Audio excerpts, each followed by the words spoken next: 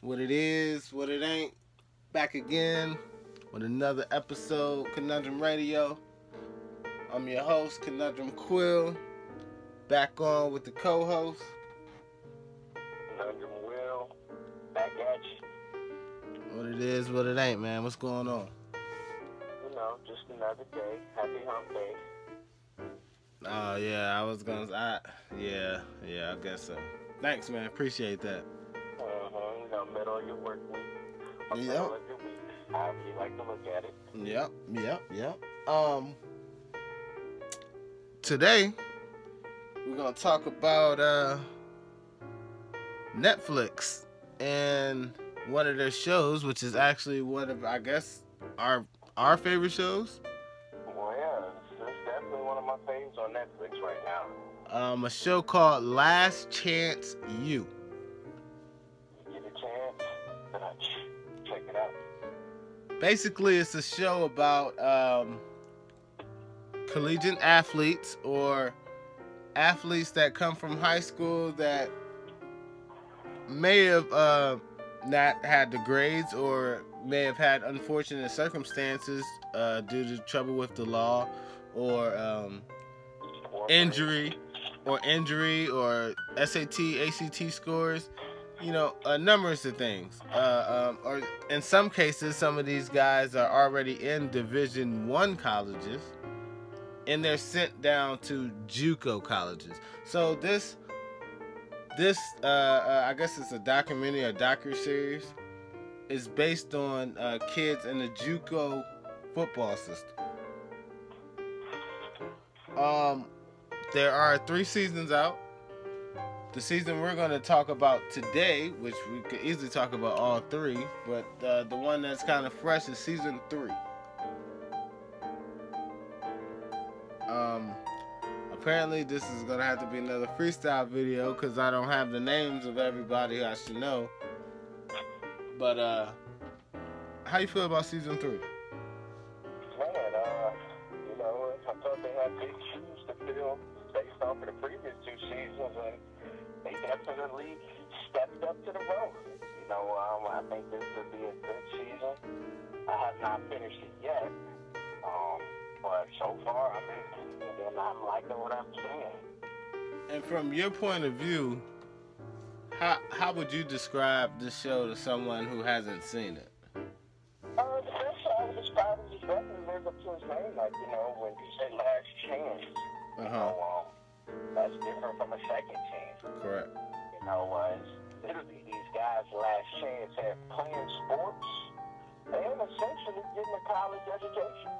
Right. Because that's what the dynamic of the show is. A lot of these guys focuses on playing football, but it's also the teachers and coaches' job to help them see that this is your last chance to get a college education. Right. Now, in most of these seasons, there has been predominantly black kids on the football team. Now, you have maybe, I'd probably say maybe about 5 to 10 white kids. Now, that could be more, but the main focus were on black kids in this episode. Or actually in this season in general.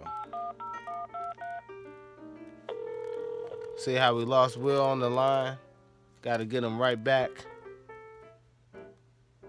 That's what happened when we don't be in the same studio. Will, you there? Yeah, I'm still here. I was just saying, majority of the kids we're talking about in Last Chance U are African American males. Right, yeah. There was a question. Do you think that this show is exploiting African American males, or is it helping, or is it showing exactly what's going on? I think it could be interpreted both ways depending on how you look at it. I do think it's definitely showing a true dynamic. Mm-hmm. On the flip side, it could be a little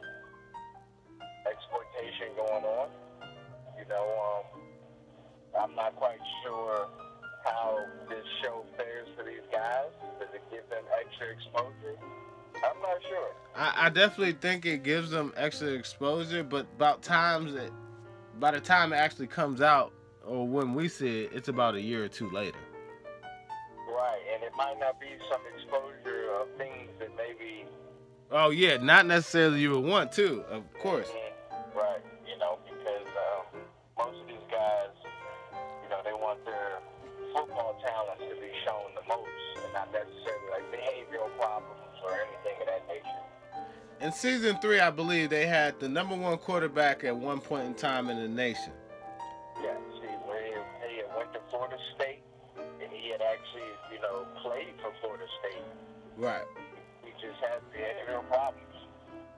Right.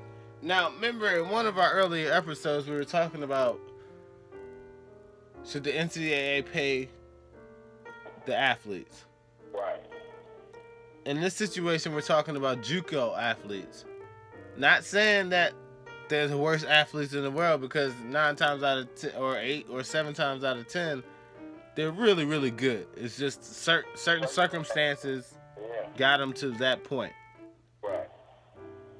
So, should JUCO athletes be compensated, especially for one that like those type programs?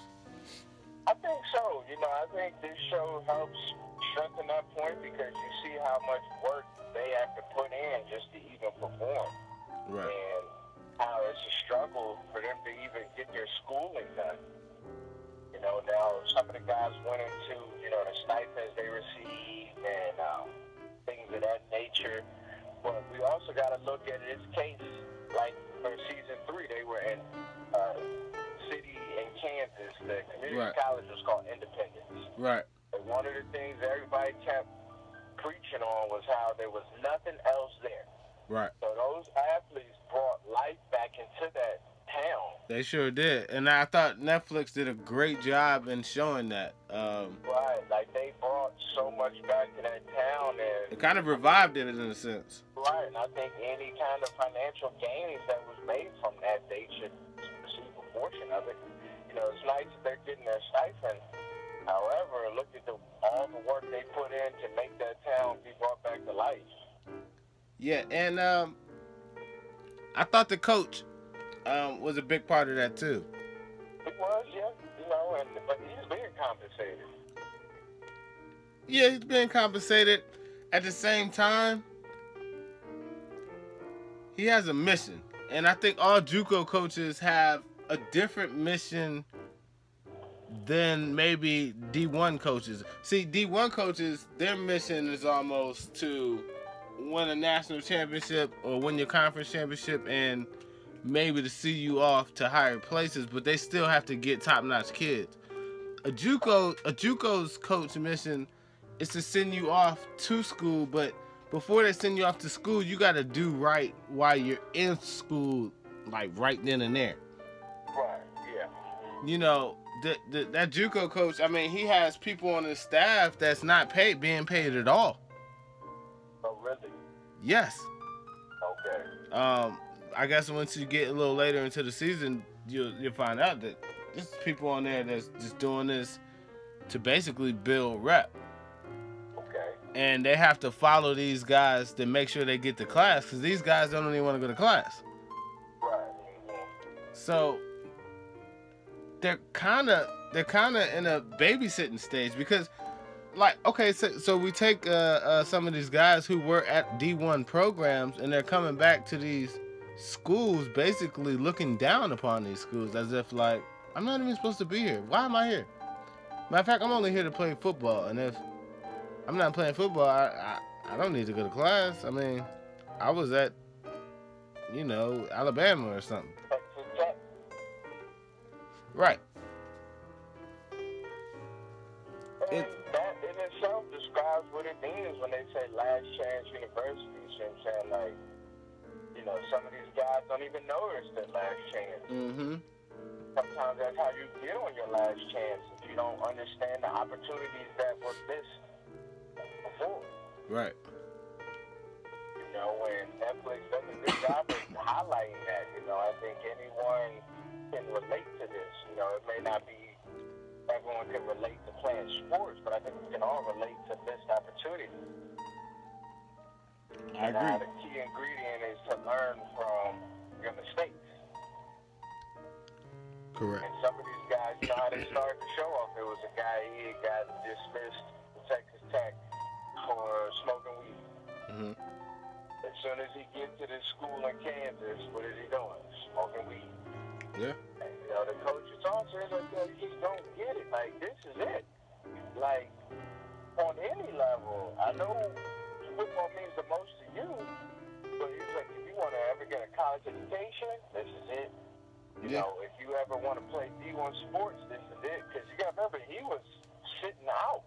Right. He was actually working. He had entered the real world. Yeah. And this coach called him up. So it was definitely his last chance. Yeah, now, Coach, that was one thing the coach did harp on. He said he went out and literally got the best players he could possibly get, no matter the circumstances. Well, see, because that's kind of how they dominate, because that was a little bit of the stigma that was thrown into the first couple of seasons, is that the coach at Eastern Mississippi Community College, he was, his character was in judgment. Right. It's like, you go get some questionable guys, and you only get them because they play D1. So the talent is there, but there's some other things that are lacking. But you want that talent so you can dominate at that level. How do you feel about for getting players that other coaches wouldn't touch? Us being black men and watching the last two coaches, one from East Mississippi and one from Independence, Kansas, excuse me. And the coach from Independence, Kansas, is from Compton, and he's lived our life. He's lived, the black experience, so to speak. However, how do you feel when they sit there and basically belittle these guys? Now, maybe I'm a little bit biased, and I probably am. But when I see them yell at them and cuss at them, and then, sometimes call them boys and stuff like that, I'd be like, is that the way to go? Is that what it is? Naturally, no. And we cannot condone their behavior. However, we do have to realize that these guys are in positions that others would love to be in. They just don't have the ability to play sports. You see what I'm saying? And that's where it kind of becomes what it means, last chance. Like, these guys are wasting their talent. Right, so that's what I'm saying. Is this kind of like the only language they understand, or, It could be that. It could be frustration. Because ain't nobody's going to be nice to them no more? No, not even that. A lot of it is frustration. You see what I'm saying? Like, if you got somebody, like, let's take the quarterback. This guy was the #1 quarterback in the whole country. That's a huge feat. However, he has a poor attitude. Right. You know how many people would love to be in his position? Right. And that's what creates the frustration. You see what I'm saying? If you're his coach, how do you get to him? You see what I'm saying? And that's what creates frustration. So I think we do have to hold the coach accountable, but we also got to give him some leeway, because a lot of it's frustration. It's like he sees these kids and they're highly talented. Yeah. They have opportunities that people that they grew up with would love to get, but they can't play football. Yeah. You see what I'm saying? They don't get a chance to go to college for free. You got people that have good grades. Well, the coach itself from Independence actually played in the NFL. Right. You see what I'm saying? So that's where the frustration comes into. I think sometimes we just see the real deal. We see the ins and outs of it. And we can't be too judgmental, because you got to understand sports in itself is an emotional game. And then when you're dealing with people that pretty much aren't grateful, let's break it down. They're not grateful, you see what I'm saying? Right. A lot of them are very arrogant. They think stuff is supposed to be handed to them. And when you challenge them to work for it, they're like, man, I'm not supposed to work for it. It's supposed to be given to me.